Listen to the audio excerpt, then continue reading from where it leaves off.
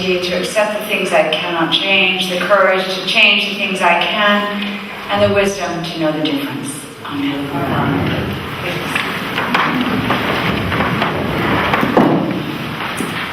So what do you think of when you hear the word sanctuary? What does that word bring to mind? Sanctuary.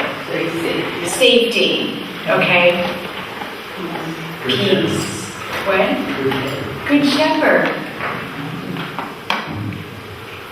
Safety, peace, good shepherd, protection.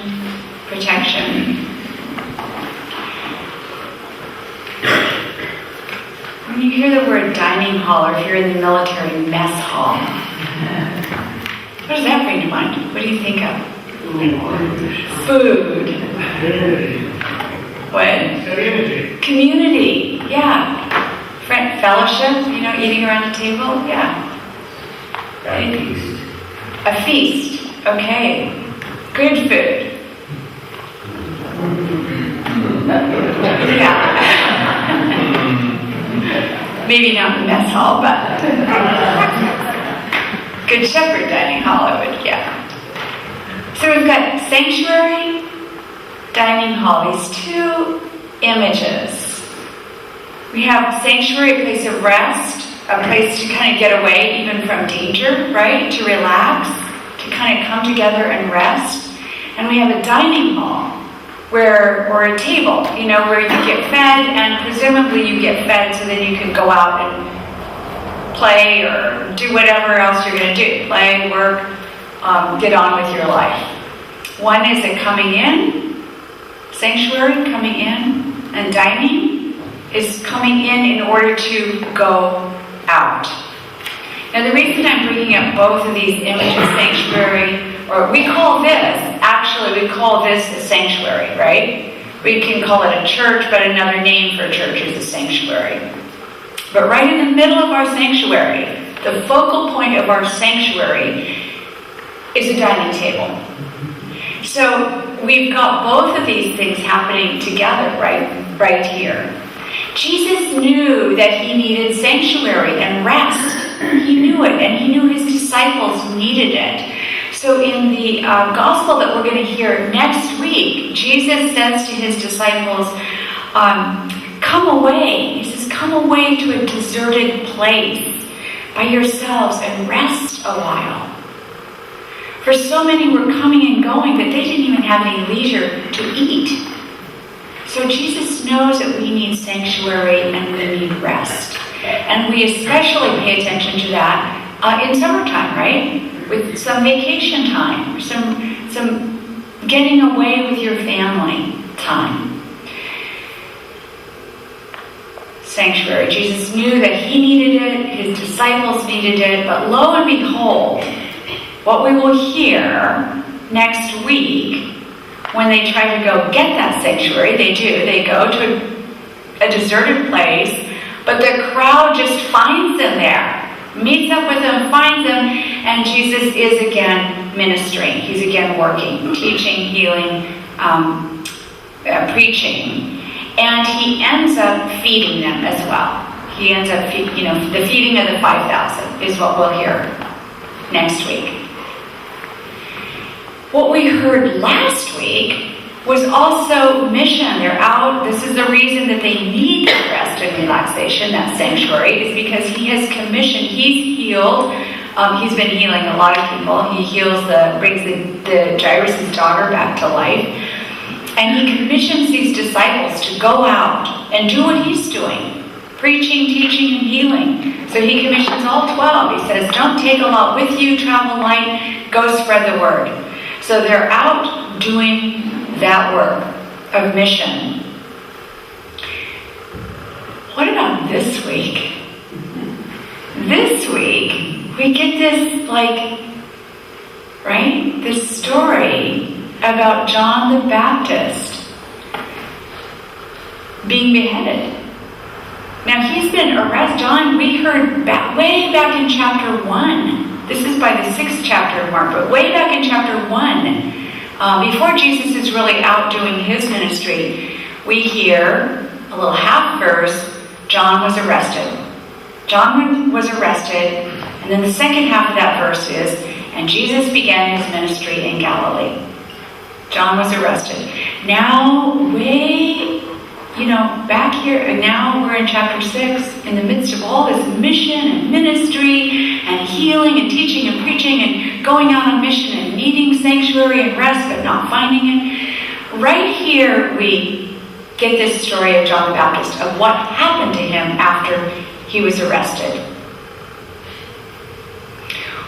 Mark is a brilliant writer. So there's a reason that he places this story about John the Baptist right in the middle of all this work, this mission and ministry. And that is because we can be very, very tempted to see the cross of Christ as an isolated incident, because it was the Son of God, and because Jesus raised him from the dead. And so we can look at the cross of Christ and think, that is unique, a unique cross, unique suffering. But in fact, it isn't, right? We know that when Jesus was crucified, there were a lot of crucifixions happening. The roads were lined with crosses. And we hear here the suffering of John the Baptist. And I think what Mark is doing, at least one of the many things that Mark is doing, one of the things that he's doing is helping us to connect our mission with the suffering of the world. So that we don't just think of the cross, just the one cross, the one suffering, but all the suffering of the world. And so we get this story of John the Baptist smack in the middle of all the mission and ministry. Mark wants us to connect suffering with our mission, with our ministry. And that is to continue to be with those who suffer in this world. Because when Jesus died on the cross, it wasn't like a magic wand. It didn't make all suffering go away. And it didn't take those of us who believe away into our own little private sanctuary, our own little place where we're not connected to the suffering anymore. The cross brought Jesus fully into the suffering of this world. And as long as that suffering lasts, he calls us to respond with love. So his cross wasn't all that different from John the Baptist. Jesus and John both died at the hands of evil people, in the midst of a world dominated by the powers of sin, the powers of death. I mean, what was different about Jesus' death was that he was the Son of God, and that God did raise him from the dead and expose the powers of evil in a unique kind of way. But God's answer was not to forcefully make all suffering go away, and so it continues to this day. And Jesus continues to call us, just like he sent out those 12 disciples, continues to call us to stand with those who suffer and to continue to expose those powers of sin and death. The cross is not about winning a ticket to have eternal sanctuary away from the world's suffering. The cross and this table that stands right below the cross is about being nourished and fed by our Lord himself, so that we can continue to follow in his mission of responding to the world's suffering. So my friends, this is a sanctuary, and we need sanctuary, but it's also a dining hall.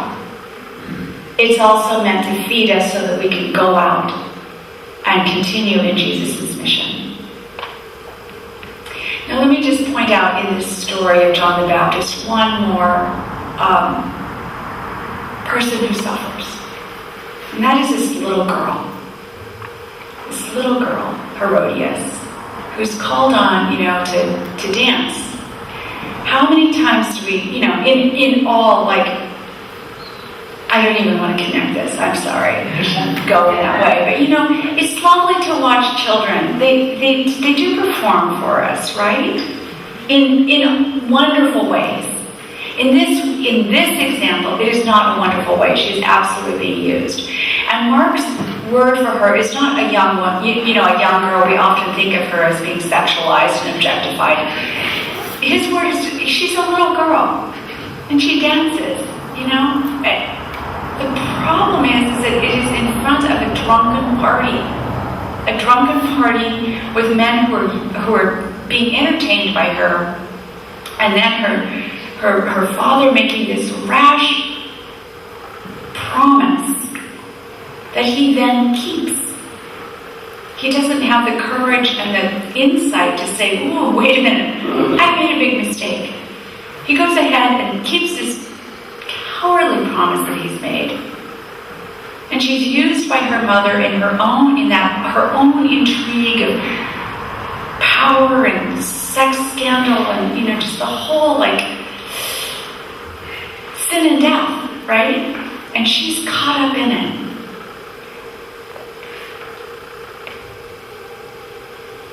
That still happens. That still happens with children in our day and age. They get caught up and used by our own unthinking policies and places of sin and death.